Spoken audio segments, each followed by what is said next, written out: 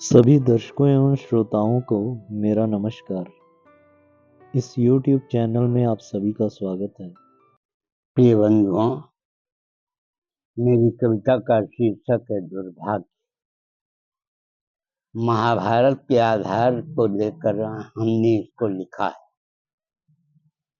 भाव स्वभाव स्वभाव अगर अच्छा है तो हमारी सोच भी अच्छी होगी, और स्वभाव में अगर दोष है, दुर्भाग्य है, तो विसंगतियां आएंगी। रावण भी इसी का एक रूप है। तो अब कविता सुनिए। फिर से उलझ कर रह गया हूँ मैं सांसारिक प्रपंचों के जंजाल में, शकुनी की चाल में। फलस्वरूप यह पूरा का पूरा शरीर कुरुक्षेत्र के मैदान की तरह जल रहा है, क्योंकि हृदय रूपी हस्तिनापुर में अधर्म का युद्ध चल रहा है। फिर से उलझ कर रह गया हूँ मैं सांसारिक प्रपंचों के जंजाल में, शकुनी की चाल में। फलस्वरूप यह पूरा का पूरा शरीर कुरुक्षेत्र के मैदान की तरह जल रहा है, क्योंकि हृदय रूपी हस्तिनापुर में धर्म का युद्ध चल रहा है।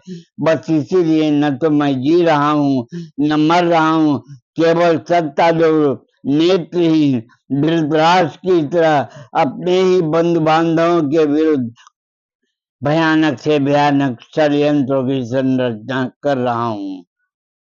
अब रही बात मेरी बुद्धि की, तो मेरी बुद्धि भी देवी गांधारी की तरह ज्ञान पर अज्ञानता की पट्टी बांधकर समझदारी का स्वांग कर रही है। यानी कि मेरे सैकड़ों दुष्प्रवृत्तियों वाले महत्वाकांक्षी पुत्र दुर्योधन को और भी अधिक महत्वाकांक्षी बनाने की कोशिश कर रही है। इसी बुद्धि के प्रभाव से प्रभावित होकर अब अहंकारी दुशासन भी अहंकार बस मर्दानगी का दम भर रहा है, अर्थात मेरी भावना रूपी कुलवधू द्रौपदी को कदम कदम पर वस्त्रहीन करने का कुत्सित प्रयास कर रहा है।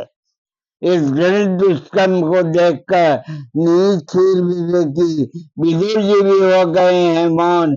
अब हस्तिनापुर के इस भविष्य का संचालन करेगा भला कौन?